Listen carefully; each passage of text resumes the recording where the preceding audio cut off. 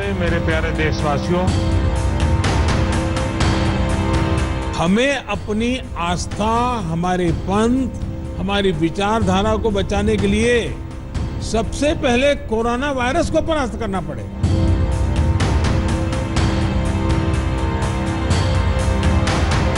2 गज की दूरी, ये मंत्र भूलना नहीं है। मैं आपका साथ मांग रहा हूं।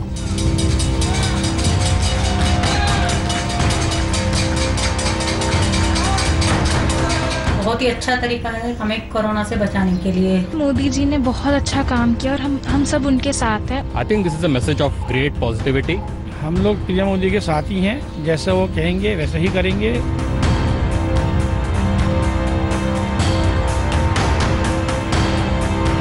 The central government does not appear to have a clear idea on how the situation will be managed after May the 3rd. प्रधानमंत्री नरेंद्र मोदी जी के साथ पूरा देश खड़ा है और कोरोना के विरोध में लड़ाई हम जीत रहे हैं। भारत के वजीर आजम, मैं आपसे गुजारिश कर रहा हूं, चावल को इन माइग्रेंट लेबर्स में, गरीबों में दीजिए वजीर आजम, वो भूख से मर रहे हैं। सबसे पहले कोरोना के खिलाफ जंग को अगर किसी देश ने शुरू किया तो हमने शुरू किया। That the central government is fighting a battle against some states. कि मोदी जी के नेतृत्व में जिस प्रकार से एक्सपर्ट एडवाइस कर रहे हैं, ये सब विषय को लेकर भारत आगे बढ़ेगा और कोरोना को हरा पाएगा।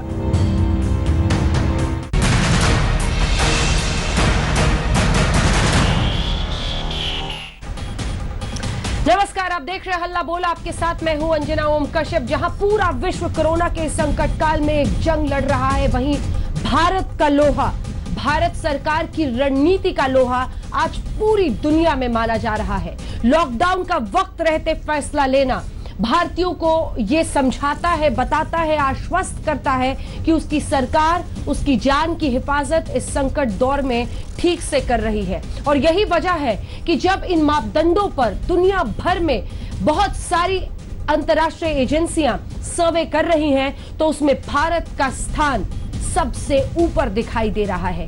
चाहे इससे पहले ऑक्सफोर्ड की यूनिवर्सिटी हो या फिर अब एक और एजेंसी जिससे सर्वे के जरिए ये जाना कि 28 मुल्कों में जनता क्या सोचती है अपनी सरकार की कोरोना के खिलाफ रणनीति में, तो भारत पहले पायदान पर था। ये रिपोर्ट फिर चर्चा की शुरुआत।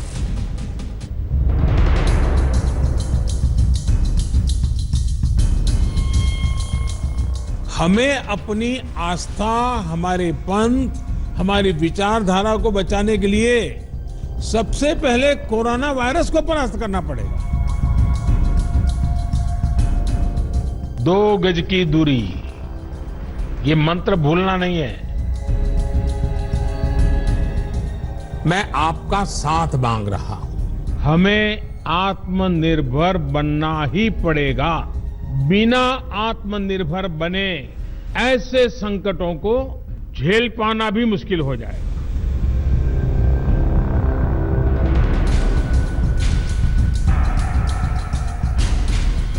कोरोना के खिलाफ प्रधानमंत्री नरेंद्र मोदी ने युद्ध का ऐलान क्या किया।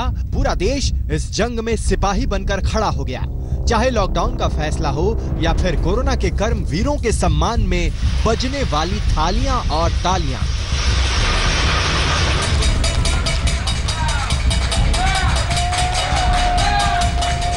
पीएम मोदी की हर अपील का असर दिखा।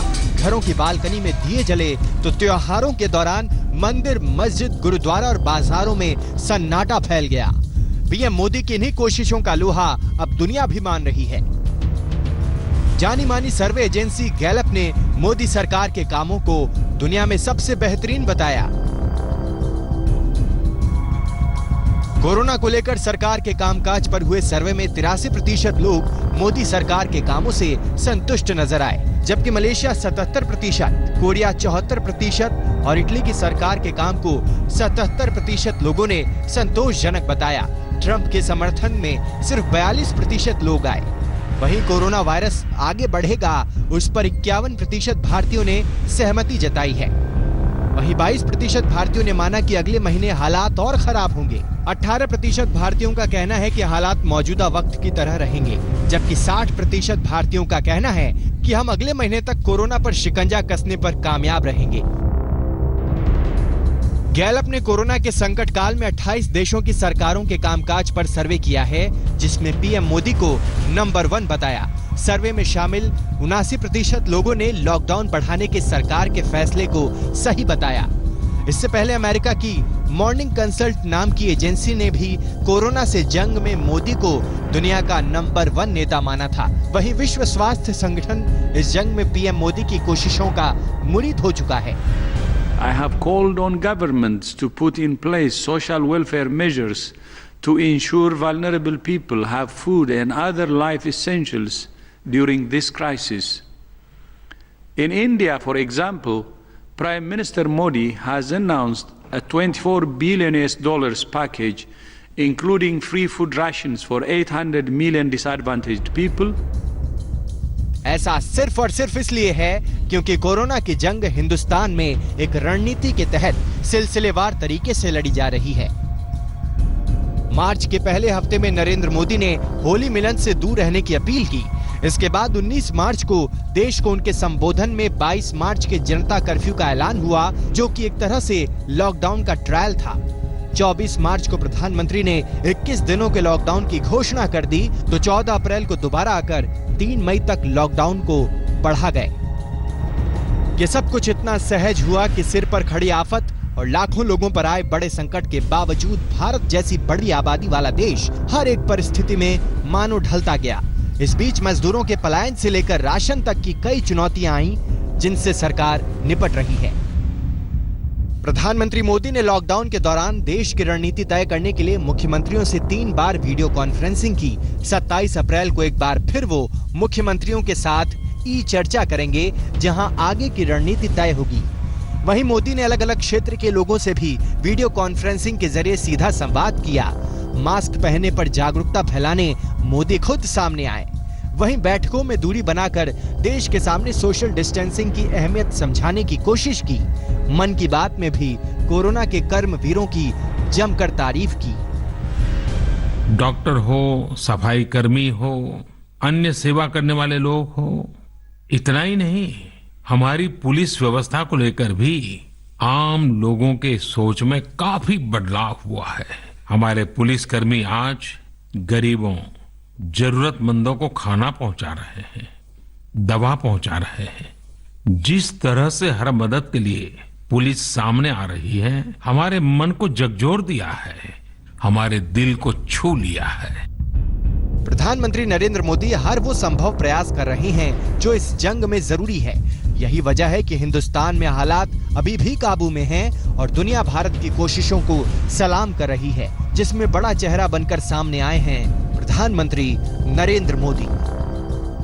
आपको याद रखना है, जान है तो जहान है। ये धैर्य और अनुशासन की घड़ी है। आज तक ब्यूरो।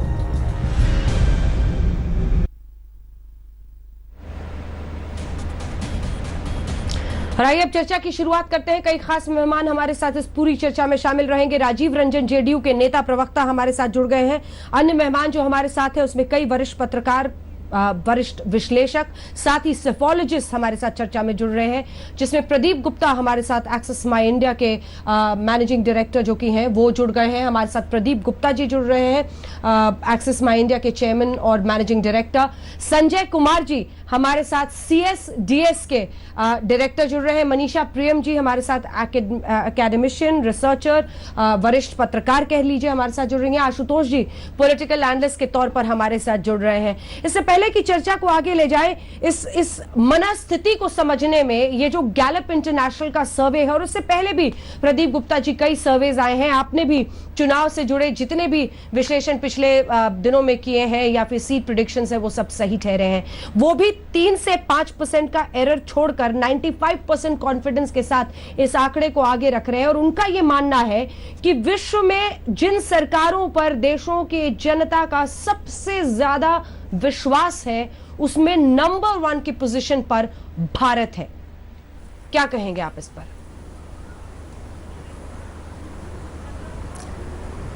देखिए अंजना जी, जो राष्ट्र अध्यक्षों का और सरकारों का जो सर्वे हुआ उसमें मैं ऐसा मानता हूं, जहां तक राष्ट्र अध्यक्ष मोदी जी की बात है तो उसकी जो सबसे दो बड़ी वजह मुझे लगती है वो ये है कि उनका जीवन अनुभव, जिस सामाजिक पृष्ठभूमि से वो आते हैं उसमें कई कठिनाइयों का सामना करते हुए भारत की जनसांख्यिकी और भौगोलिक जरूरतों को समझते हुए वो बहुत अच्छी तरह से जानते हैं एक भारतीय परिवार की आवश्यकताएं क्या हैं, उनको किन किन चीज़ों की ज़रूरतें हैं, और जो दूरदृष्टि आप उससे अंदाज लगा सकते हैं कि 20 मार्च के दिन जब उन्होंने एक दिन का 22 मार्च का लॉकडाउन किया तो उसमें जो सबसे बड़ी बात थी जो थाली और ताली, इसका मतलब था स्वास्थ्य और आपके स्वास्थ्य कर्मी और सफाई कर्मियों के लिए सम्मान में वो कितना बड़ा अनुभव था। आप इस बात से अंदाज लगा लीजिए कि आज पाकिस्तान के अंदर सब डॉक्टरों की हड़ताल है। आप समझ सकते हैं उन्होंने वो तभी सोच लिया था कि ये जो स्वास्थ्य कर्मी हैं, ये सफाई कर्मी हैं, पुलिस कर्मी हैं, यही कोरोना वॉरियर के तौर पर सामने आने वाले हैं और जो मुसीबत सामने आने वाली है उसकी तैयारी उन्होंने बहुत सख्ती से लॉकडाउन का अनाउंसमेंट करके और ये सुनिश्चित किया कि इसका पालन किया जाए, जिसके चलते हम ये देख पा रहे हैं कि हमारे भारत की स्थिति बहुत अच्छी है और इसको सर्वे में और वैश्विक सर्वे में ये सामने नजर आया।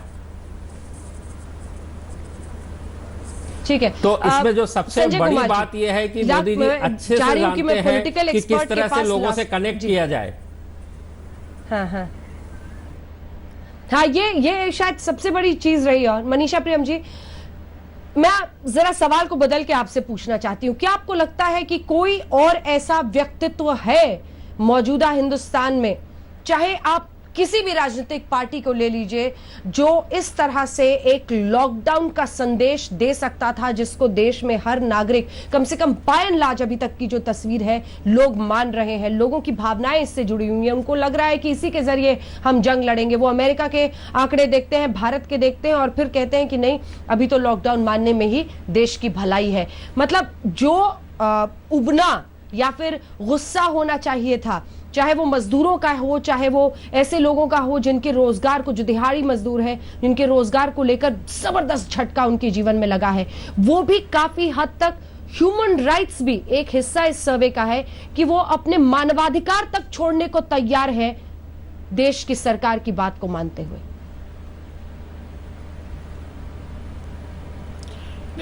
देखिए, लॉकडाउन के पहले भी कोरोना की चर्चा विश्व स्तर पर हो रही थी और लॉकडाउन के पहले भी भारत सरकार विशेष इंतजाम करके और भारतीय जो विदेशी राज्यों में थे उनके लिए विशेष विमान, वुहान तक से विशेष विमान गए और भारतीयों को वहां से निकाला गया। तो एक तरह से सरकार पर जो कॉन्फिडेंस था, विशेष रूप से वुहान से जो जहाज लाया गया, तो ये लोगों को दिखा कि जो एक सेंटर था, एपी सेंटर था उस वक्त डिजीज का, वहां भी हमारी सरकार कतराई नहीं और जाके जो भारतीयों को ले आने का काम था वो किया गया। तो एक धीरे धीरे हमारा देश भी जो था वो इस बात को अब मान रहा था कि एक महामारी है। इसमें कई चर्चाएं जो हैं हमारे पॉलिसी मेकर्स के स्तर पर, सेक्रेटरीज की मीटिंग्स, ये सब कुछ हुई। भारत में अच्छी बात ये थी कि जो टेक्निकल एक्सपर्ट्स की बात थी, प्रधानमंत्री नरेंद्र मोदी ने कभी भी टेक्निकल एक्सपर्ट्स के रोल को धारण नहीं किया। जैसे ट्रंप को आप देखते, कभी हाइड्रोक्सी क्लोरोक्विन खाने को कहते हैं, कभी कहते हैं डिसइंफेक्टेंट ही घोंप दो शरीर के अंदर।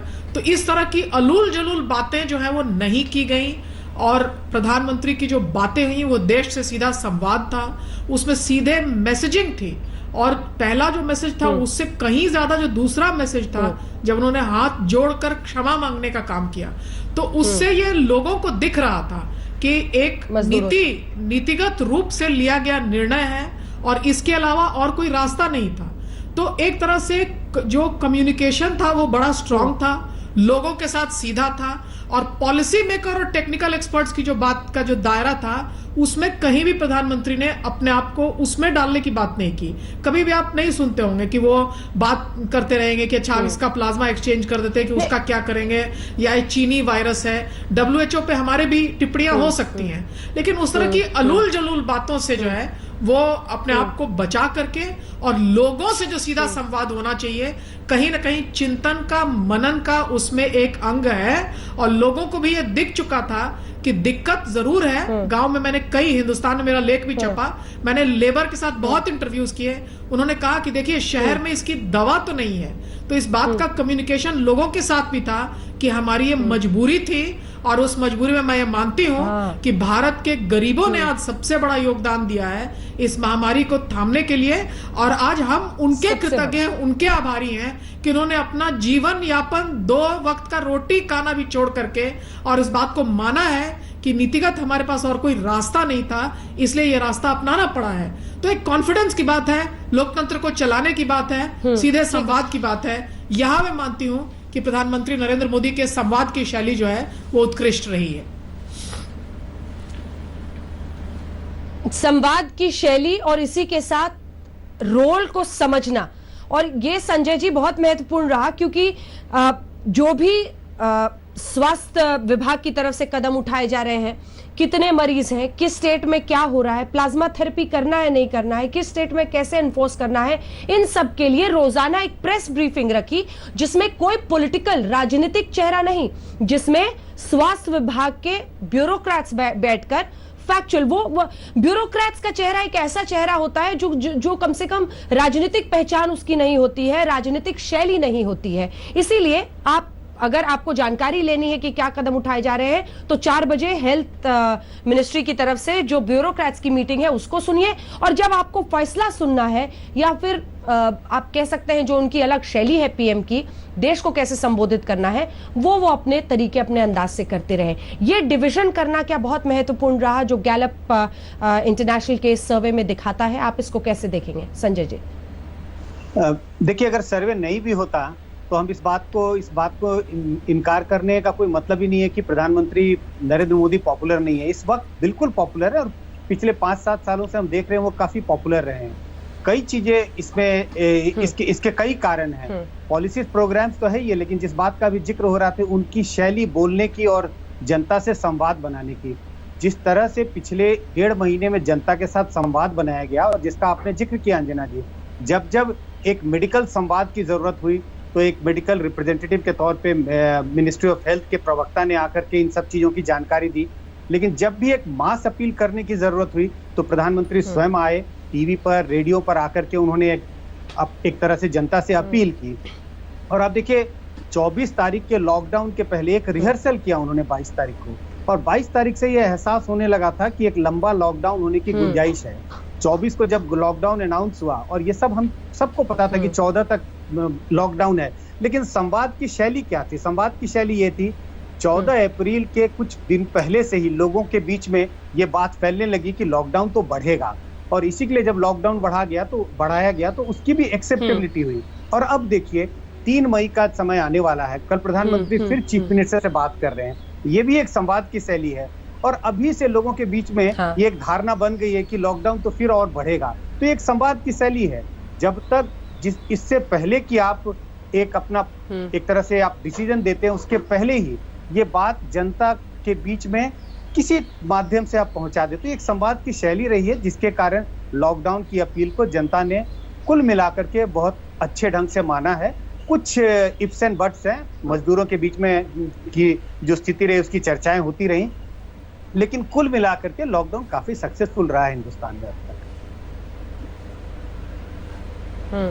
और मुझे लगता है जैसा मनीषा जी कह रही हैं, शायद सबसे बड़ा योगदान उन्हीं लोगों का रहा जो दिहाड़ी मजदूर थे, जो तमाम परेशानियों को भी झेलकर समझ रहे हैं कि किस तरह से इस परिस्थिति को आगे ले जाना सबसे बड़ी मजबूरी इस वक्त देश की है। आशुतोष जी, आपको क्या लगता है, क्यों 83% लोगों ने? जी जी हाँ संजय जी पूरी करें। हाँ, मैं कह रहा था, मनीषा की बात को मैं सुन नहीं पा रहा था, लेकिन अब मुझे लगता है ये समय आ गया है कि जब ये जो एंग्जाइटी जो है लॉकडाउन से, वो धीरे धीरे क्रीप इन करने लगी है। मुझे ऐसा एहसास होने लगा है, चाहे वो मजदूरों की बात कर लें चाहे मिडिल क्लास सोसाइटी की बात कर लें, अब लोगों के मन में ये होने लगा है कि अब लॉकडाउन के खोलने का समय आ गया है। एक मुश्त तो आप एक बार तो आप लॉकडाउन लिफ्ट नहीं कर सकते, लेकिन सेक्टर बाय सेक्टर थोड़े उसके खोलने की जरूरत है। तो ये अब धीरे धीरे लोगों के बीच में धारणा बनने लगी। जी ठीक है। आशुतोष जी, आपको क्या लगता है क्यों इस सर्वे में जो हम गैलप इंटरनेशनल का दिखा रहे हैं 83% लोगों ने कहा है नंबर 1 स्थान पर है भरोसे के मामले में अपनी सरकार पर भारत की जनता में। जो भी उन्होंने ये सर्वे, स्नैप पोल है, ये 28 मुल्कों में हुआ है, जहां पर पुरुष महिला सबको, चाहे वो फोन लाइन के जरिए हो, ऑनलाइन हो या फिर आमने सामने बात करके लोगों से जानकारी हासिल की गई है। उनका ये मानना है कि भारत सरकार की रणनीति पर उनको भरोसा है। आपको क्या लगता है वजह क्या रही इसकी? देखिए, सबसे पहली बात तो यह है कि जिस तरीके से अभी भी हमारे यहाँ सिर्फ 28,000 के आसपास लोग हैं वो संक्रमित हैं, और ये संख्या अपने आप में भारत की आबादी की तुलना में बहुत कम है, और जो डेथ फिगर है वो भी करीब 800 के आसपास है। तो सबसे पहली बात ये कि लोगों के दिमाग में लगता है, जहां अमेरिका के अंदर 50,000 से ज़्यादा लोग मर चुके हैं, 10 लाख से ज़्यादा लोग संक्रमित हो चुके हैं, दुनिया के दूसरे देशों में आज ही मैं आंकड़ा देख रहा था कि आबादी में अमेरिका पूरी दुनिया का 4% है, लेकिन जो संक्रमण का जो परसेंटेज है वो 32% है। तो लोगों के दिमाग में एक परसेप्शन जरूर जाता है कि इतनी बड़ी आबादी के बावजूद अगर यहाँ संक्रमण की संख्या इतनी कम है तो जरूर हिंदुस्तान ने अच्छा काम किया होगा। मैंने पहले भी कहा है कि जिस तरीके से बोल्डली उन्होंने डिसाइसिवली सामने आए और उन्होंने कहा पूरे देश के अंदर एक दिन में लॉकडाउन लागू करना था, वो अपने आप में बड़ा फैसला था, कड़ा फैसला था, उन्होंने किया। लेकिन मैं 2 बातें कहना चाहूंगा। पहली बात यह कहना चाहूंगा, कोरोना का मामला है, अभी बहुत जल्दी हमें किसी नतीजे पर नहीं पहुंचना चाहिए। अगर आप पिछले हफ्ते से इस हफ्ते के फिगर को अगर आप तुलना करें तो पिछले एक हफ्ते के अंदर हमारी फिगर जो है अचानक बहुत तेजी के साथ बढ़ी है। आज का भी जो फिगर है आपके सामने करीब 2000 लोगों के संक्रमण की संख्या है। तो अगर ज्योमेट्रिकल फॉर्म में अगर ये आगे आता है तो भारत के लिए आने वाले दिनों में मुश्किल हो सकती है। तमाम एक्सपर्ट भी इस बात को कह रहे हैं कि मिड मई के दौरान जो है वो संक्रमण हमारे लिए पीक कर सकता है, और उसके बाद अगर हमारा कर्व फ्लैट करता है तब हमें थोड़ा खुशफहमी होनी चाहिए। मैं संजय जी की इस राय से बिल्कुल सहमत नहीं हूं, और मैं इस मामले में फैनेटिकली जो है मेरा मानना यह कि जो लॉकडाउन उठाने की जो प्रक्रिया इस देश के अंदर शुरू की जा रही है ये फंडामेंटली गलत है, और इससे कोई अच्छा फायदा होने वाला नहीं है। हमने ये देखा है कि कोरोना में जब हमारा कर्व ऊपर की तरफ जा रहा है तब अगर हम लॉकडाउन ईज आउट करते हैं, अगर कहीं इसके कुछ गलत नतीजे निकल आए तो पूरे देश को इसके लेने के देने पड़ सकते हैं। तीसरी बात जो मैं कहना चाहूंगा वो ये है कि हमने क्या इस बात को ऑब्जर्व किया है कि गरीब जो हमारी हिंदुस्तान की 40-50 करोड़ जनता है, क्या उसको हमने खाना ठीक से दिया है क्या? अभी जो आंकड़े आए उसके हिसाब से सिर्फ 10% जो दालें हैं वो लोगों तक पहुंच पाई, यानी 90% लोगों को प्रधानमंत्री के प्रॉमिस करने के बाद भी हम दाल नहीं पहुंचा पाए हैं। तो ये केंद्र सरकार की भी असफलता है और राज्य सरकारों की भी असफलता है। तो ऐसे में बहुत जल्दी किसी निष्कर्ष पर पहुंचना हमारे ख्याल से भी ठीक नहीं होगा। निश्चित तौर पर अगर प्रधानमंत्री का मान ऊपर होता है तो देश का भी मान ऊपर होता है और हम सबको अच्छा लगता है। ठीक है, राजीव रंजन जी, आपने चारों की बात सुन ली है। हम गैलप इंटरनेशनल के इस सर्वे को भी सामने रख रहे हैं जिसमें भारत सरकार में ज्यादा से ज्यादा लोगों का भरोसा है, लेकिन जिन सवालों को आशुतोष जी उठा रहे हैं उस पर क्या जवाब होगा आपका? देखिए, सबसे पहले गैलप के सर्वे को बहुत आसानी से खारिज करना मुनासिब नहीं होगा। इस तरह के सर्वेज में जो उन्हें महारत हासिल है तो उसकी प्रामाणिकता को जरूर ध्यान में रखते हुए उसका सम्मान किया जाना चाहिए। एक बात बिल्कुल साफ है कि लॉकडाउन जैसा फैसला असामान्य परिस्थितियों में असाधारण निर्णय लिए जाते हैं, और प्रधानमंत्री जी के उन निर्णयों को दुस्साहस आप कह सकते हैं, लेकिन अंजना जी, इस फैसले ने कहीं ना कहीं अमेरिका और जापान जैसे देशों में लॉकडाउन को लेकर के जो गंभीरता नहीं दिखी और इस फैसले को वो लेने के लिए तैयार नहीं हुए, उसका फर्क दिखता है। वहाँ की जनता के जो अपने अपने देश में शासन के प्रति जो उनका दृष्टिकोण है, जो नजरिया है, उसके प्रतिशत को आप देख लीजिए और हिंदुस्तान को देख लीजिए। सबसे महत्वपूर्ण है जनता, और जनता सर्वोपरि है लोकतंत्र में। अगर वो मानती है कि नरेंद्र मोदी जी के नेतृत्व में जो प्रबंधन है वो बेहतर है, तो मैं समझता हूँ ये एक बड़ा सर्टिफिकेट नरेंद्र मोदी जी के अब तक के फैसलों के लिए है। और कहीं ना कहीं विश्व गुरु के तरह भारत ने कोरोना की दस्तक के साथ साथ शुरू कर दिया प्रयास, और वुहान से केवल भारत के छात्रों और शोधार्थियों को लाने का काम नहीं किया, दुनिया के कई देशों को सेवाएं देने की बात भी कही। हाइड्रोक्सी क्लोरोक्विन जैसे जो फैसले हैं, इन फैसलों में भारत की सदास्यता कहीं ना कहीं ये जरूर बताती है कि जिस समय दुनिया के ज्यादातर मुल्क अपनी मुश्किलों का सामना कर पाने में असमर्थ हो रहे थे, भारत ने एक कदम आगे बढ़ करके उनकी मदद के लिए भी फैसला लिया। और देश के अंदर कई ऐसे सवाल हैं, लेकिन 130 करोड़ लोगों का ये देश है, दुनिया की दूसरी बड़ी आबादी का देश है, और आबादी का घनत्व तो आप ये कह सकते हैं कि पहली आबादी का जो देश है वो चीन तीसरे नंबर का देश है और आप 7वें नंबर के देश है। तो आप समझ सकते हैं कि आबादी का घनत्व और कहीं ना कहीं विज्ञान और प्रौद्योगिकी में जो हमारे विकास का जो रफ्तार है उन मुल्कों के मुकाबले काफी कम रहा है। लेकिन एक ऐसे नेता के तौर पर नरेंद्र मोदी जी संकट की इस घड़ी में उभर करके आए कि कहीं ना कहीं 1965 में पाकिस्तान के खिलाफ जब भारत लड़ाई लड़ रहा था और लाल बहादुर शास्त्री जी का जो आह्वान था, जिस तरह से पूरा देश दिख रहा था, लगभग हम कह सकते हैं कि एक बार इतिहास ने फिर से खुद को दोहराया है। और कई कठिनाइयां हैं, मैं मानता हूं आने वाले समय में इमिग्रेंट्स के लिए एक राष्ट्रीय नीति की जरूरत होगी। आशुतोष जी, आप सहमत हैं? को लेकर के कई सवाल होंगे। आशुतोष जी, राजीव जी जो तुलना कर रहे हैं उससे आप सहमत हैं? अंजना जी, दो तीन चीजें। पहली बात यह है कि जी मैं एक बात जरूर कहना चाहूंगा कि भारत इस मामले में बहुत ही ब्लेस्ड रहा है कि जब जब भारत के ऊपर असाधारण संकट हुआ है तो यहाँ के नेताओं ने असाधारण फैसले किए हैं। मैं आपको अभी लाल बहादुर शास्त्री का मैं जिक्र करूंगा। 1965 में जब जनरल चौधरी रात को उनके घर पहुंचे और कहा कि छम्मे के अंदर पाकिस्तान की सेना घुस गई, हमें क्या करना, हमें तो बॉर्डर क्रॉस करने बिना हमसे काउंटर नहीं कर सकते, तो लाल बहादुर शास्त्री ने उनको बोला कि आपको रोका किसने, आप घुस जाइए अंदर तक। और वो जो फैसला था, वो फैसला उस वक्त के, अगर शीत युद्ध के युद्ध की बात अगर आप सोचें तो बहुत बड़ा फैसला आपने में था, क्योंकि हम और उसी के तरह 1971 के अंदर जब अमेरिका ने अपना 7वां बेड़ा छोड़ दिया और उसके बावजूद मिसेस गांधी डरी नहीं, उन्होंने जो फैसला किया कि हमको बांग्लादेश के अंदर घुसना और पाकिस्तान को सबक सिखाना, वो फैसला हमने किया। 1991 के अंदर जब हिंदुस्तान सोना बेचने की स्थिति में पहुंच गया था, तब नरसिम्हा राव ने देश की अर्थव्यवस्था में बुनियादी बदलाव करने का फैसला किया। और 2008 में यही फैसला मनमोहन सिंह ने किया जब न्यूक्लियर डील की बात है। उन्होंने कहा कि हम अपनी सरकार गंवा देंगे लेकिन हमको न्यूक्लियर डील करना है क्योंकि देश के हित में है। तो ये हिंदुस्तान इज ब्लेस्ड इस सेंस में कि जब जब हिंदुस्तान के ऊपर संकट आया है, हिंदुस्तान के वो नेता, लाल बहादुर शास्त्री को बहुत कमजोर नेता माना जाता था और मिसेस गांधी को गूंगी गुड़िया कहा जाता था, और मनमोहन सिंह के बारे में कहा जाता था ये तो नॉमिनेटेड प्राइम मिनिस्टर है, और नरसिम्हा राव के पास कोई पॉलिटिकल कैपिटल नहीं थी। तो उनकी तुलना में नरेंद्र मोदी जी के पास तो आज 300 से ज्यादा सांसद हो और एक छत्र राज है उनका पार्टी के अंदर और पार्टी के बाहर भी। तो उन्होंने फैसला किया, तो मुझे हैरानी नहीं है। लेकिन यह कहना कि नरेंद्र मोदी ने अकेले ही इतना बड़ा फैसला कर सकते, मैं इस राय से सहमत नहीं हूं। मेरे सामने लाल बहादुर शास्त्री का उदाहरण, इंदिरा गांधी का उदाहरण है, मनमोहन सिंह का उदाहरण है और हमारे सामने नरसिम्हा राव का उदाहरण है। निश्चित तौर पर अगर देश के प्रधानमंत्री का सम्मान बढ़ता है तो हम सब लोगों का सीना जो है वो गर्व से चौड़ा होता है। मैं केवल 30 सेकंड का समय लेना चाहूंगा। प्रशंसा कर रहे हैं या प्रशंसा कर रहे हैं? चलिए ठीक है, आप जवाब दीजिएगा, उससे पहले एक बार राजीव रंजन जी अपनी बात पूरी कर लें। ठीक है। मैं बस केवल इतना कहना चाहूंगा, जो हिंदुस्तान की जो राजनीतिक व्यवस्था है, इस संघीय ढांचे में अलग अलग राज्यों में कहीं एनडीए की सरकारें हैं, कहीं कांग्रेस समर्थित सरकारें, कहीं कांग्रेस की सरकारें हैं, कहीं इन दोनों की सरकारें नहीं है। लेकिन इन सबों के बीच तालमेल बना करके सारे फैसलों पर मुहर लगवाना और देशव्यापी इन फैसलों का क्रियान्वयन सुनिश्चित करना भी आसान काम नहीं था।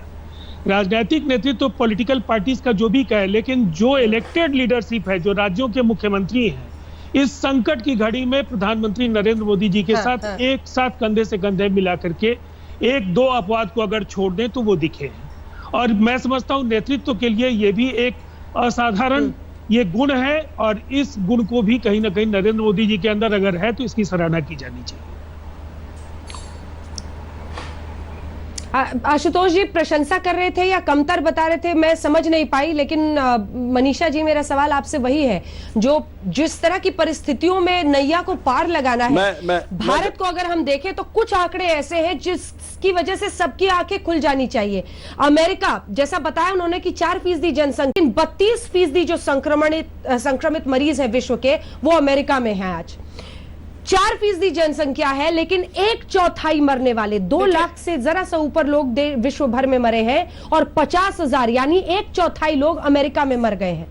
जो परिस्थितियां हैं, ट्रंप का आपने जिक्र किया कि कई बार उलझुल बातें कर देते हैं, हाइड्रोक्सीक्लोरोक्विन से लेकर उन्होंने कैसे डिसइंफेक्टेंट का इंजेक्शन दे दीजिए, ये सब कुछ कह दिया। उन्होंने एक वक्त पर यह भी कहा था लॉकडाउन लगाने पर कि जो कदम उठाया जाए वो बीमारी से ज्यादा खतरनाक ना हो, और ये कहकर उन्होंने लॉकडाउन को नकार दिया था एक वक्त पर। इतनी इंसानी जिंदगियां जाने के बाद अब लॉकडाउन ही उनकी भी सबसे बड़ी मजबूरी बन चुकी है।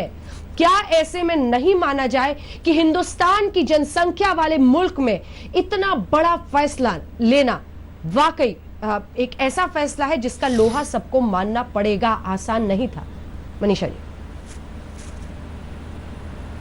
हाँ, मैं आपके सवाल का जो आखिरी वाक्य है उससे सहमत हूं, लेकिन आपने मेरे परिचय देते समय बताया कि मैं एक एकेडमिक हूं और रिसर्चर हूं, तो आपको मैं बताऊं एक रिसर्चर की हैसियत से कि जो समस्या है केवल समस्या के स्तर पर अमेरिका और भारत की तुलना बहुत अच्छी नहीं, इसलिए कि आप जानती हैं कि टेम्परेचर कैरेक्टरिस्टिक्स का बहुत बड़ा रोल है और एज कैरेक्टरिस्टिक्स पॉपुलेशन का बहुत बड़ा रोल है। लेकिन इन सभी को भी अगर दरकिनार किया जाए तो ये सत्य है कि अमेरिका में काफी देर तक लोग इस बात से झूलते रहे कि लॉकडाउन करना है कि नहीं करना है, और आज ट्रंप के पास जो एक कार्ड है वो लिबरेशनिस्ट का खेल खेल रहे हैं। और जिन राज्यों में रिपब्लिकन पार्टी, आपको पता है कि उनके चुनाव अभी कुछ ही महीने में आने वाले हैं, तो वो एक तरह से वो ये कह रहे हैं कि अब आप अपने, क्योंकि स्टेट्स में वो एक तरह से पॉलिटिकल तूफान मचा रहे हैं और कह रहे हैं कि आप लॉकडाउन का विरोध कीजिए। तो पॉलिटिकल स्तर पर आप जरूर तुलना कर सकती हैं, और वहां मैं कहूंगी कि ट्रंप जो है एक अजीब छोटे किस्म की राजनीति कर रहे हैं। कई बार foot in the mouth disease, जो नहीं बोलना चाहिए वो बोल जाते हैं, फिर अगले दिन कहते हैं ये तो मैं सरकाज़म में कह रहा था। लेकिन अमेरिका के बारे में भी कुछ अच्छी बातें हैं और कुछ अच्छी बातों का हमको ग्रहण करना चाहिए। वहां साइंस और टेक्नोलॉजी के जो डिबेट्स हैं, जॉन्स हॉपकिंस के डेटा आप रोज खुद भी इस्तेमाल करती हैं, वहां पे जिस तरह से वो, जैसे हाइड्रोक्सीक्लोरोक्विन पे ट्रंप चाहे कुछ भी कहते रहे, वहां के रिसर्चर्स को ये दम रहा है कि उन्होंने पेपर अब छाप दिया है कि इसके बारे में अभी हम फर्म रूप से हम नहीं कह सकते, लेकिन ये भी कह सकते हैं कि अगर बिना हम जांच परख के हाइड्रोक्सीक्लोरोक्विन देंगे तो उससे जान पर खतरा हो सकता है। तो एक तरह से ज्ञान की स्वायत्तता अमेरिका ने दर्ज की है। अपने संस्थाओं में जो दम है, कुओमो के जो न्यूयॉर्क के जो मेयर हैं उनके आप अगर देखें रोज जो आते हैं तो बखूबी समझेंगे कि ज्ञान का जो स्थान है और ज्ञान से परख जो संस्थाएं हैं, जैसे हम यहाँ 4 बजे शाम को देखते हैं अपने यहाँ कि आईसीएमआर के चीफ आते हैं, national institute of virology Pune की डिस्कशंस की जाती हैं, तो कहीं ना कहीं हमको भी ये समझना पड़ेगा कि भारत के हर राज्य में अब एक एम्स के स्तर का रिसर्च शोध संस्थान वाला हॉस्पिटल, केवल प्राइवेट हॉस्पिटल नहीं, शोध संस्थान वाला हॉस्पिटल, ट्रॉपिकल डिजीजेस पर रिसर्च करना, ये सब हमको अपना इंडिजिनस कैपेसिटी जो है बनानी पड़ेगी। और इसके लिए चाहे हमें कोई भी कुर्बानी कितना भी हमको देना पड़े, as a public, as a citizenry योगदान करके और सरकार के जरिए हमको ये संस्थानों को खड़ा करना पड़ेगा। अंत में मैं ये कहूंगी कि ट्रंप से राजनीतिक स्तर पर अगर आप तुलना करते हैं तो नरेंद्र मोदी कहीं आगे हैं और जिम्मेवार हैं।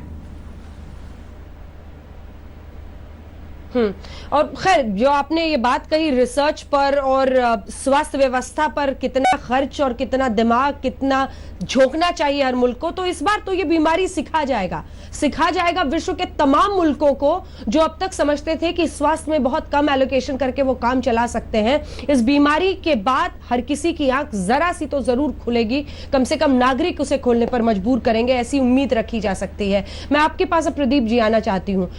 ये सिर्फ डोनाल्ड ट्रंप वर्सेस मोदी नहीं है, ये एक ऐसा फैसला है जो भारत के मद्देनजर इसलिए भी महत्वपूर्ण है क्योंकि मैं इस बात से सहमत नहीं हूं कि सिर्फ ये उम्र के ज्यादा लोग वहां पर थे या जो पॉपुलेशन का डेमोग्राफी है उसकी वजह से। आप ये भी देखिए कि भारत में धारावी जहां की जनसंख्या घनत्व का शायद कोई सानी नहीं है पूरे विश्व में। इसी भारत में ऐसे मजदूर हैं जो दिहाड़ी हैं, जिनकी रोजी रोटी रोज की चलनी है, जो अलग अलग राज्यों में रहते हैं। इन सब को देखते हुए भी इतने बड़े फैसले को लेना था, ये भी एक चुनौती है। आपको देखना पड़ेगा कि ऐसा नहीं है कि यूरोप और अमेरिका में ही तमाम चुनौतियां हैं, भारत में भी बहुत बड़ी चुनौतियां हैं। अगर हम देखें कि इस लड़ाई से लड़ना है तो धारावी में ही सिर्फ जनसंख्या घनत्व नहीं, पूरे हिंदुस्तान में देखिए, आज भी आप बाजार के अलग अलग जगहों की, कहीं मंडियों की तस्वीरें देख लीजिए, आदमी ही आदमी दिखाई देता है। प्रदीप जी।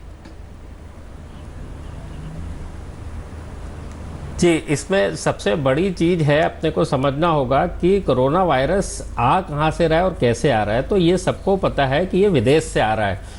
तो विदेशी सीमाओं को लॉकडाउन करना सबसे पहले इंटरनेशनल 22 तारीख से, वहाँ से ये सुनिश्चित हो गया कि कम से कम अब एक स्टॉप तो लगा। अब जितने लोग इंडिया के अंदर आ चुके हैं पिछले एक महीने में, 22 मार्च की बात करें, अब उनको संभालना जरूरी है। और ये जो लॉकडाउन का फैसला है, जैसे आपने बताया कि बहुत बड़ी संख्या में दिहाड़ी मजदूर हैं और वो रोज की मजदूरी और रोज से जो पैसा कमाएंगे उसके ऊपर उनका जीवन निर्भर करता है। इन सब बातों के चलते ही ये बहुत कड़ा फैसला था कि लॉकडाउन किया जाए। और जब उनको ये लगा कि एक ही चीज मैं कहूंगा कि जो उन्होंने 23 तारीख को 12 बजे रात से लॉकडाउन कर दिया घोषित, उसमें यदि एक केवल दे दिया जाता तो जितने ये विस्थापित मजदूर हैं जो अपने राज्य से दूसरे बड़े शहरों में आते हैं, मेरे ख्याल से उसका बहुत बड़ी संख्या अपनी अपनी जगह पहुंच पाने में कामयाब होती। लेकिन मैं फिर भी कहूंगा इनकी संख्या जो है इंडिया के अंदर 4.5 करोड़ के करीब है और उसका 5 से 10% जो है केवल तकलीफ और मुसीबतों में है। लेकिन जैसे मनीषा जी ने बताया और मैंने भी खुद बहुत से लोगों से बात की, उनका ये बिल्कुल मानना था कि हम तो जरूर तकलीफ में हैं, लेकिन हमारे जो 95% लोग हैं और जो पूरा का पूरा देश है, उनके हित में ये फैसला लिया गया। तो हम बिल्कुल इससे तवज्जो रखते हैं, हम इसके साथ खड़े हुए। हाँ, उनको परेशानी हुई और ये सब जानते हैं कि जब इतनी बड़ी महामारी और इतनी बड़ी समस्या आएगी, आप अपनी बॉडी में भी कोई ऑपरेशन करते हैं किसी सुधार को करने के लिए, तो आपको दर्द जरूर होता है। इसका मतलब ये नहीं है कि आप ऑपरेशन ही ना करें। तो ये जो फैसला है जो ट्रंप नहीं ले पाए, मैं आपको बता दूं आज भी अमेरिका में पूर्ण लॉकडाउन नहीं है, अभी भी जो पब्लिक ट्रांसपोर्ट है वो चल रहे हैं। उनका एक अलग सोच है, उनका एक अलग तरीका है, वो इकोनॉमी को सबसे बड़ा तवज्जो देते हैं। जैसे अब बताया कि नवंबर में इलेक्शन ड्यू है वहां पे, आने वाले नवंबर में, तो वो उन सब चीजों का भी ध्यान रख रहे हैं। सबसे बड़ी चीज जो सकारात्मकता है, आप मोदी जी की सकारात्मकता को देखिए कि सब लोग चीन के पीछे पड़े हुए हैं, अमेरिका भी पड़ा हुआ है। अब आप मोदी जी का देखिए या सरकार का देखिए कि कभी भी उन्होंने चीन की बात नहीं की। हाँ, चीन बिल्कुल गुनहगार है, ये सामने नजर आ रहा है, बट आज की डेट में जरूरी क्या है कि हम समस्या जो सामने खड़ी है उसको निपटाने की कोशिश करें, बजाय इसके कि चीन क्यों क्या करना है और दूसरी जैसे बताया उजुल की बातों में समय व्यर्थ ना करें। तो ये जो मोदी जी का फैसला है ये बिल्कुल कड़क था और जो उन्होंने लेकिन सम्मान के साथ और बड़े आदर के साथ माफी मांगी मजदूरों से, बिल्कुल। हाँ, अगर आशुतोष जी और संजय जी, आप दोनों की राय बिल्कुल अलग है, इसलिए इन दोनों को जरा दिखाइए और इन दोनों का सवाल लेते हैं। क्योंकि संजय जी आप कह रहे हैं कि एक एंजाइटी, एक फटीग लोगों में आ रहा है, लोग थक रहे हैं अब, और लोग ये चाहते हैं कि अब एग्जिट प्लान के साथ सरकार आए। आशुतोष जी कहते हैं कि किसी हाल में लॉकडाउन अभी खत्म नहीं करना चाहिए अगर इंसानी जिंदगियों को हिंदुस्तान जैसे मुल्क में बचाना है तो। इधर कांग्रेस कहती है संजय जी कि लॉकडाउन डीमोनेटाइजेशन की तरह है, आपने लोगों को ऐसा कर दिया। राहुल गांधी कहते हैं पॉज बटन है, जैसे छोड़िएगा तहलका हो जाएगा। इधर आशुतोष जी का ये कहना है कि नहीं, बहुत अच्छा फैसला है और इसी फैसले के दम पर हमें आगे बढ़ना है। आप अपनी दलील रखिए संजय जी, फिर सुनते हैं आशुतोष जी क्या कहते हैं। देखिए, गैलप बहुत बड़ी कंपनी है, गैलप के सर्वे पे मैं कोई प्रश्न चिन्ह उठाना नहीं चाहता, लेकिन जिस स्थिति में सर्वे हुआ होगा उस पर मुझे प्रश्न चिन्ह उठाना पड़ेगा। 83% लोग प्रधानमंत्री के कामकाज से खुश हैं, बिल्कुल खुश होंगे, लेकिन ये भी हमें समझना चाहिए कि इस स्थिति में सर्वे किनके बीच हो रहा है। अगर आप टेलीफोन से सर्वे कर रहे हैं, ईमेल से सर्वे कर रहे हैं, जिस माध्यम से सर्वे हो रहा है उसमें ये दिहाड़ी मजदूर, जिसकी बड़ी संख्या हमें आनंद विहार के समय के पास देखने को मिली थी 24 और 25 और 26 तारीख की रात को, बिल्कुल इनके व्यूज इसमें नदारद हैं। और यही वजह है कि आपको 83 और 85% लोग प्रधानमंत्री के कामकाज से खुश दिखाई पड़ते हैं। अगर आप बात करें लॉकडाउन की तो उसका समर्थन कर रहे हैं। ये पूरा, मुझे लगता है ये सारी की सारी नैरेटिव मिडिल क्लास, अब रिच क्लास के लिए, लेकिन जो पुअर हैं उसको बहुत नजरअंदाज किया गया है। और इस सर्वे में भी पुअर, जो गरीब हैं, उसके वॉइसेस को नजरअंदाज किया जा रहा है। इसी के लिए मुझे, जब मैं इन गरीबों से बात करता हूँ और खासकर अब मिडिल क्लास के बीच में भी मैं ये देखने लगा हूँ, अब बेचैनी बढ़ने लगी। अब लोग चाहते हैं, अब अप्रैल के महीने की जब तनख्वाह लोगों के बैंक अकाउंट में जाएगी और जब ये लोगों को एहसास होने लगा, प्रधानमंत्री कितना भी अपील कर लें तनख्वाहें ना काटी जाएं, लेकिन बड़ी बड़ी कंपनियों के लोगों की जो सैलरी जा रही है वहां भी 20-30% कट हो रहे हैं। और जब स्थिति आएगी, जब 30 और 31 तारीख 1 तारीख को ये जो हमारे घर में लोग जो काम करते हैं, जो मार्च के महीने के अंत में तो बहुत खुल करके लोगों ने समर्थन किया और उनको इस सर्वे में संजय जी, लेकिन ये भी है, इस सर्वे में लोग ये भी कह रहे हैं कि अपने मानवाधिकार तक वो छोड़ने को तैयार है इस फैसले के लिए, क्योंकि उनको पता है, एहसास है कि यहाँ पर मौतें हो रही हैं, तो कुछ पैसे की अहमियत या कुछ पैसा छोड़ने के लिए वो तैयार है। ब्रेक का वक्त हो रहा है, आशुतोष जी का कमेंट जल्दी से ले लेते हैं। आशुतोष जी, वो तो एग्जिट प्लान की बात कर रहे हैं, कह रहे हैं फटीग है और मजदूरों की राय शायद इसमें शामिल ना हुई हो, ऐसा संजय जी कह रहे हैं। देखिए, मैं तो गैलप पोल के उस पर किसी तरीके का कोई प्रश्न चिन्ह नहीं लगाता हूं, लेकिन मैं एक उदाहरण देना चाहता हूं। उदाहरण यह है कि आपने जर्मनी का सुना होगा, इटली का सुना होगा, स्पेन का सुना, ब्रिटेन का सुना, अमेरिका का सुना। आपने क्या पोलैंड का सुना, चेक का सुना, स्लोवाकिया का सुना, हंगरी का सुना, बुडापेस्ट का सुना? नहीं सुना। इन देशों के अंदर भी कोरोना का संकट है, लेकिन इन देशों को और जो पश्चिमी यूरोप थे, इनके बीच में एक समझ क्या थी? पूर्वी यूरोप के देशों को उनको इस बात का पूरा अंदाजा था कि उनके यहाँ जो मेडिकल इंफ्रास्ट्रक्चर है वो उतना मजबूत नहीं है, तो उनके पास एक ही ऑप्शन क्या कि फौरन लॉकडाउन लगाओ। उन्होंने आओ देखा न था, उन्होंने लॉकडाउन लगा दिया और लगाने का नतीजा यह है कि आज पूर्वी यूरोप की चिंता नहीं हो रही, ना उसके बारे में कोई बात कर रहा है। इटली के बारे में, जो सक्षम देश थे, संपन्न देश थे और जिनको अपने देश के, अपने समाज के ऊपर बड़ा गर्व था कि हमें तो कुछ नहीं होगा। और सबसे ज्यादा कष्ट हुआ अमेरिका के अंदर, जिनको लगता था दुनिया की सबसे बड़ी सुपर पावर है। तो अमेरिका को दिक्कत इसलिए हुई क्योंकि उनको घमंड था, भारत को अपनी कमजोरियों का अंदाज था। और मोदी जी की सबसे बड़ी तारीफ इसलिए करनी चाहिए क्योंकि उन्हें भारत समाज और देश और सरकार की कमजोरियों का पूरी तरीके से एहसास था। उनके दिमाग में दुविधा नहीं थी कि अगर हमने लॉकडाउन नहीं लगा, हमको सिर्फ अर्थव्यवस्था को ठीक करना है, तो फिर यहां भी वही स्थिति होती जो अमेरिका की स्थिति होती। तो अगर अपनी कमजोरियों को समझकर अगर रणनीति बनाने की मुझे तो लग रहा है कि आप आज डिसाइड नहीं कर पा रहे आशुतोष जी कि आप मोदी जी के प्रशंसक बन गए हैं आज आप, मुझे लग रहा है। मतलब यही होता है, मैं कई बार संतुलन नहीं समझ नहीं पाती हूँ। एक शो में आप आते हैं तो आप कहते हैं कि प्रोपोगेंडा होता है मोदी के पक्ष में, आज आप भी कह रहे हैं कि नहीं मोदी जी ने बड़ा सही फैसले लिया, 10 में से 10 मार्क्स आप दे रहे हैं, तो आपको भी डिकोड करने की। देखिए मैं नहीं, मुझे लगता है कि ये इनका हुनर है, ये उनका हुनर है, मैं तो उसको हुनर ही कहती हूँ कि कुछ कहना। ये अच्छी बात है, नहीं मैं कहता हूं ये अच्छी बात है, ये अच्छी बात है कि आदमी किसी पूर्वाग्रह से ग्रसित होकर कोई आकलन ना करे। अगर आकलन करना है तो तथ्यों के आधार पे करना है, और सच और झूठ और सच और गलत क्या है इसको तथ्यों के आधार पे करना है, ना कि किसी पूर्वाग्रह से। मेरा मोदी जी से क्या लेना देना, क्या देना, वो मुझे क्या दे देंगे और मैं उनसे क्या पा जाऊंगा, तारीफ करने पर भी और आलोचना करने पर भी। तो मेरा मानना है कि जहां पे जो काम ठीक है उसकी तारीफ होनी चाहिए और जहां पे गलत है वहां पे। तो गैलप के सर्वे में भारत सरकार की कोरोना के खिलाफ संकट में भारत की स्ट्रैटेजी को सबसे ज्यादा मार्क्स मिलते हैं। इसी पर आप चर्चा कर रहे थे, आइए आपको सीधे लिए चलते हैं। राजीव रंजन जी हमारे साथ जेडीयू के नेता बने हुए। राजीव जी, इस कोरोना काल ने तो आशुतोष जी जैसे विरोधियों को भी प्रधानमंत्री का प्रशंसक बना दिया है।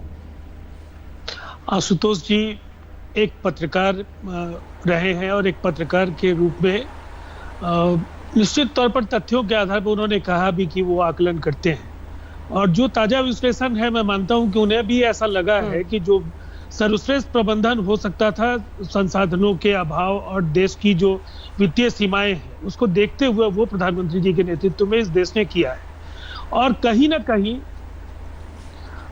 कहीं देश ने नरेंद्र मोदी जी के आह्वान और उनकी आवाज के साथ खड़े होकर जो एकजुटता जाहिर की है, उससे भी इस पूरे अभियान की ताकत ज्यादा कारगर तरीके से दुनिया ने महसूस की है। और मैं मानता हूं ये लॉकडाउन ही इस महामारी से इस देश को बचा पाएगा और इसको बेहतर तरीके से अक्षरशः पालन करके ही हम इस मुश्किल वक्त में हिंदुस्तान को तबाही से बचा सकते हैं। मनीषा प्रियम जी, अभी आगे जो वक्त आने वाला है वो बहुत क्रिटिकल होगा, क्योंकि अभी तक तो ठीक है, लोग मेंटली प्रिपेयर्ड थे 3 मई से, लेकिन 3 मई के आगे अगर सरकार एक्सटेंड करती है, खासतौर पर हॉटस्पॉट्स में या कई जगहों पर अलग अलग जोन बनाकर, तब शायद उस अंदाज का जिसमें मोदी अपने देश से बात करते हैं सबसे बड़ा इम्तिहान होगा। देखिए, ये चुनौती के स्तर 2 हैं। कुछ तो सरकार की चुनौती है, लेकिन ज्यादातर चुनौती वास्तव में समाज की है। और मेरे पास कई लोगों ने कहा लेबर की आवाज नहीं है। कम से कम 15 जिलों में, पूर्वी उत्तर प्रदेश में और बिहार में कई फोन सर्वेज मैंने किए। वो लोग जो कि लेबर थे, यहां से पैदल गए, बसों में गए और क्वारंटाइन सेंटर्स में थे, तब बात की।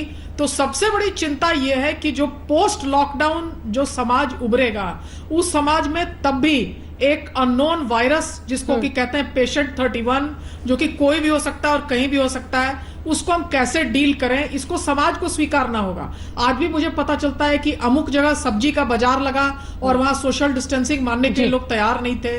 तो गांव में कई जो छोटे शहर हैं और संक्रमण, अब देखिए एक भी पेशेंट 10 भी, हमारा नंबर कम है, ये कोई रेस नहीं है कि हमको कम है वहां ज्यादा है, वहां 6000 है यहाँ 10 है। वुहान में तो बहुत था, वहां संभाल लिया, लेकिन सिंगापुर में जहां की कम था वहां के वर्कर्स डॉर्मेट्रीज में फैल गया। तो इस हाँ, नहीं, इस महामारी में वक्त की बहुत कमी है। मुझे आप सबका धन्यवाद करना पड़ेगा। इस महामारी में एक दिन भी जैसे एक पूरे जीवन काल के बराबर होता है। जरा सा मामला एक जगह पर बिगड़ा, बेतहाशा रफ्तार से ये बीमारी फैल सकती है और हिंदुस्तान के लिए बहुत बड़ी चुनौती बन सकती है। सबको समझना होगा कि मिलकर लड़ना है, हम जीतेंगे और सिकंदर वही कहलाएगा जो आखिरकार इस जंग को जीतेगा। देखते रहिए आज तक।